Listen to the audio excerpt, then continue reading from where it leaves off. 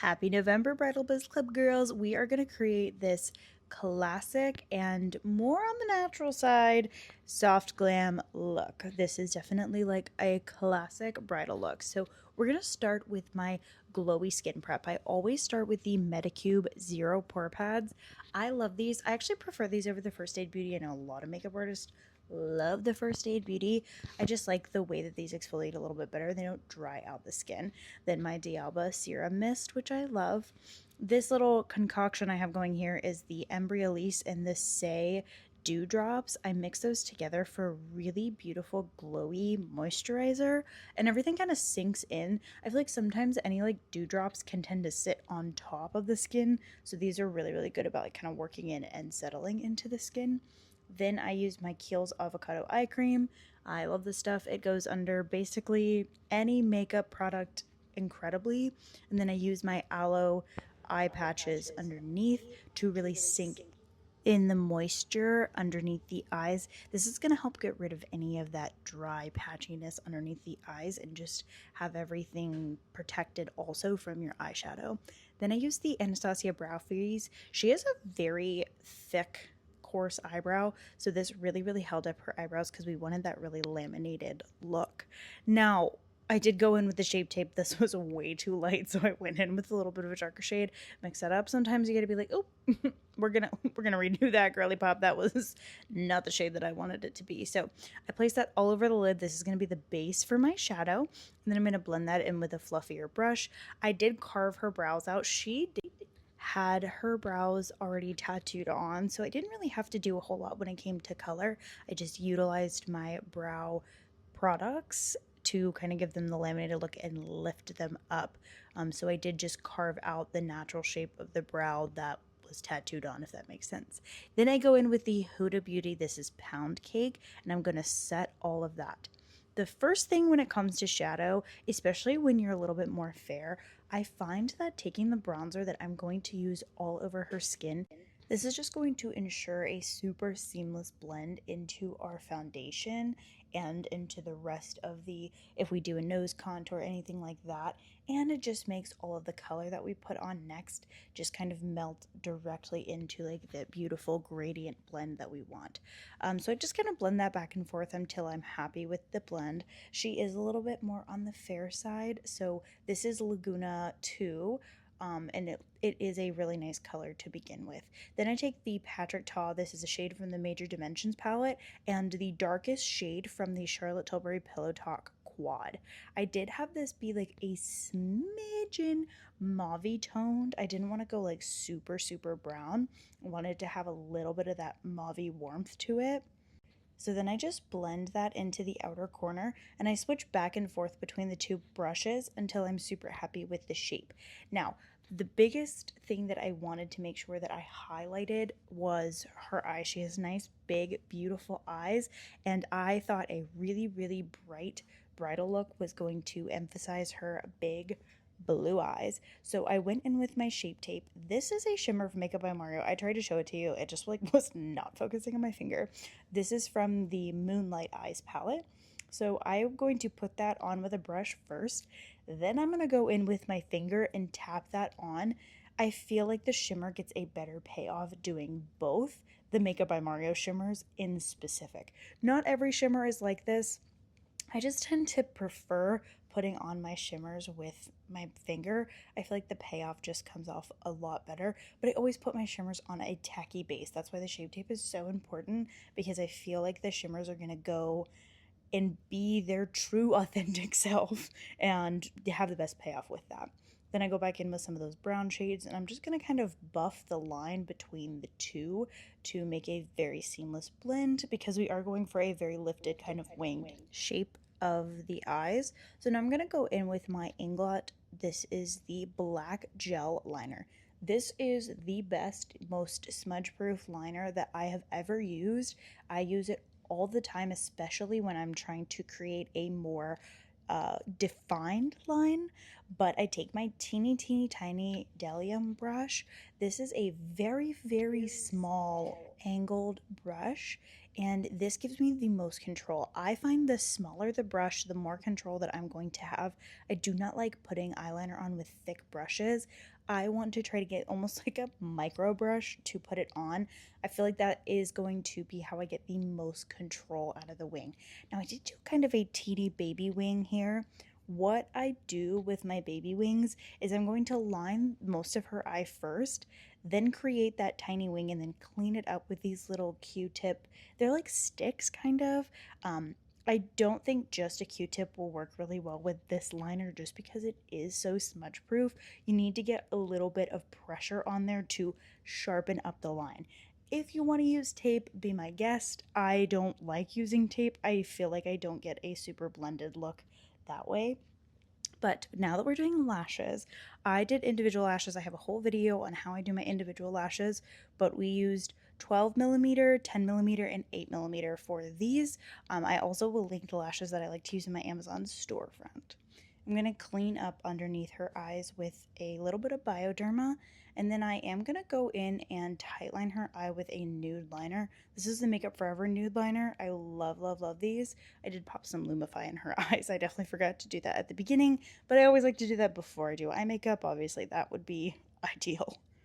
Now I'm using the Rare Beauty Liquid Contour. I have been loving this product lately. It is one of the perfect products to underpaint with.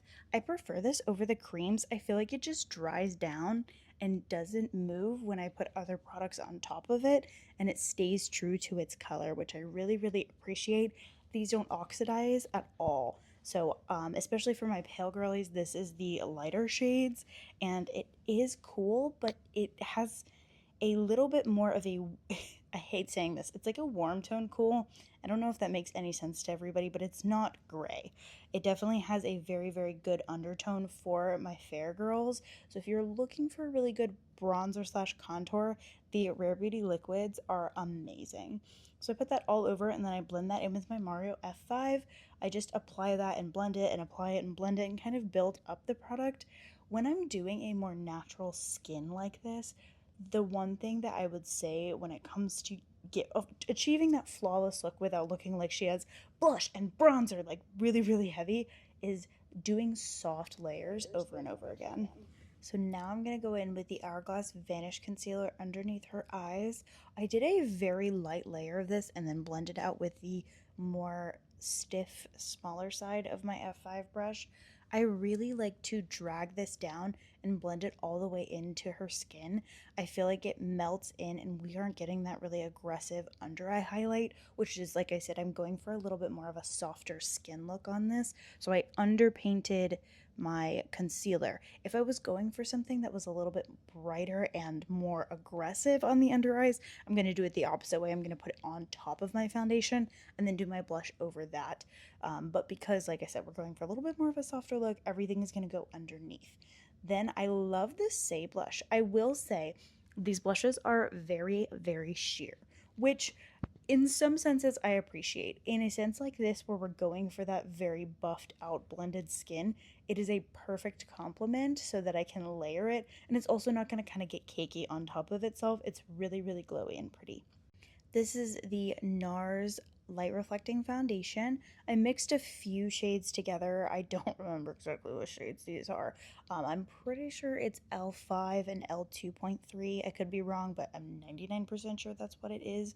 I apply this with a kind of dense brush.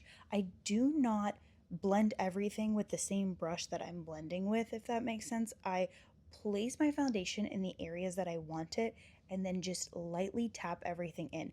We are not wanting to blend everything together because if we start mixing everything, our blush and all the underpainting, we're going to end up with a muddy mess and we're going to kind of disturb all of the work that's underneath. Especially because we have such a glowy skin prep on, we have to be really careful with our creams because things are going to start slipping and sliding together. So we have to be very intentional about how we're blending our foundation and where we're placing it. Make sure that you get down the neck. I don't want to see any more white little necks. Make sure that everybody is blending down the neck. And again, I just kind of am blending really, really aggressively all over her face. I want to make sure that I'm tapping and not buffing. As you can see, I do not buff any of my foundations in anywhere. It is all just tapping motions. The more that you buff, the muddier things are going to get. So just keep blending everything in. I want to make sure that her concealer is not giving any harsh lines. So I am focusing a lot of my blending right underneath the eyes. I did not want to have a really crazy bright under eye with that.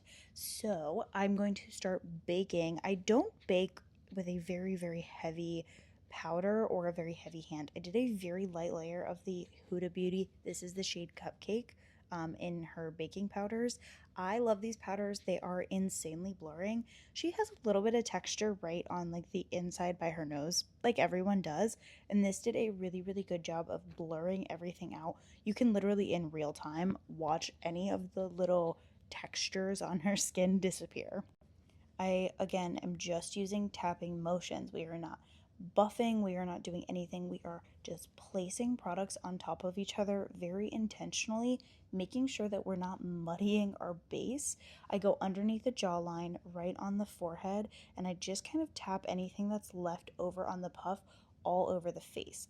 I love to take a more fine, detailed brush and brush away any of the extra powder that we have. And I kind of dust it into the blush and the bronzer. I don't typically bake over top of the bronzer because I feel like sometimes it takes away any of the glowiness of the liquid products that we put underneath. So I'm pretty careful to kind of blend everything together really seamlessly, but make sure that things don't look overly powdered. Now I will go in and set this so that everything is melting together, so don't be scared when it looks a little bit powdery. I'm going to go over with the same bronzer that I used on her eyes. This is the NARS Laguna. I am super lightly just tapping this around the temples and the outside.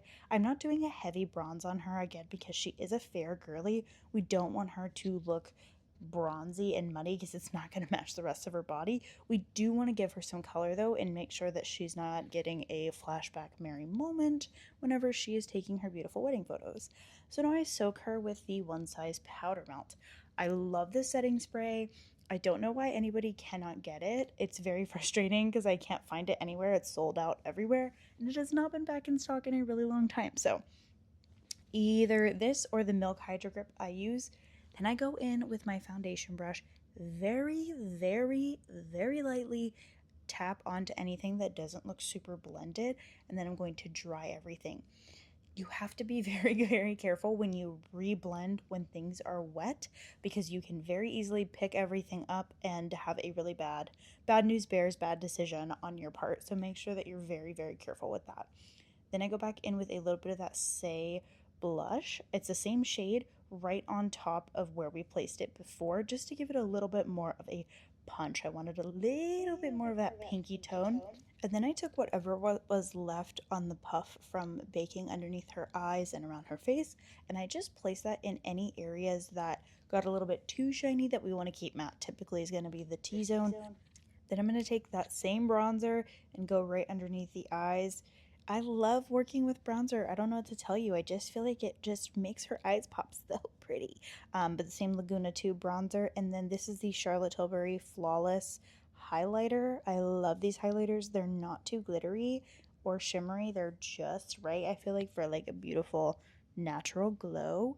And then I kind of tap that in with my wet foundation brush just to make sure everything is nice and seamlessly blended. I do take a little teeny bit of tinted brow gel and just go right over top of anything just to see if any makeup got on her brow hairs, just to redefine them. Then I did a really, really good coat of waterproof mascara. I don't want to see any unblended lashes on anyone that you guys do.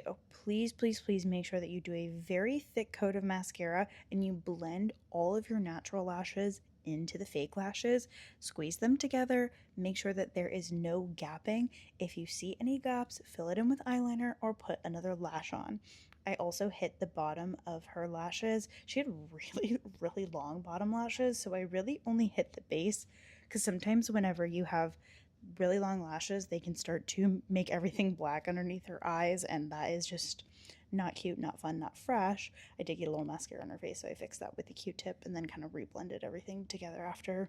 moving everything around with a Q-tip. It's so annoying. But again, I think the biggest thing about this look is just going back and forth with the blending, because now her face looks so blended. We're not seeing any differences in where the blush and the bronzer is. It literally took me like 5 minutes for some reason to get this teeny little fuzz off her face. I was like very hyperfixated on it. I left it in because why was I so, I don't know why I didn't just get a brush and brush it off, but I felt the need to pick it off like that. I don't know. This is the Rare Beauty lip liner in Wish. It is like a pinky brown shade. I really, really like this. It is pretty close to one of the more popular Makeup Forever ones, but I just like the Rare Beauty liners. I like the texture of them, so I use them pretty often. And then I use Charlotte Tilbury Pillow Talk on top of that. I love using Pillow Talk with a brown tone liner. I don't know what it is. I feel like it just comes out so, so good. I really actually have not been liking using the Pillow Talk liner with the Pillow Talk lipstick. I feel like they don't match. I don't know if that's an unpopular opinion or not, but put a little bit of a clear gloss over top, and then I use the Tower 28. These are the Hue drops, not the Tower 28, Live Tinted. Sorry, Tower 28 was the gloss. These are the Live Tinted Hue drops. This is the shade Moonlight, and I put that all over her chest. I love this one because it's not glittery, it's shimmery. I try to stay away from the glitter because not everybody loves the glitter. Then I did some last minute polishing. I checked in the camera, made sure that I didn't need to mattify anything else. And there you go, the perfect bright and open bridal glam. This is such a classic look for most people, and this was a really, really good tutorial for people that are working with more fair skin. I can't wait to hear what you guys have to say, and I'll see you next month.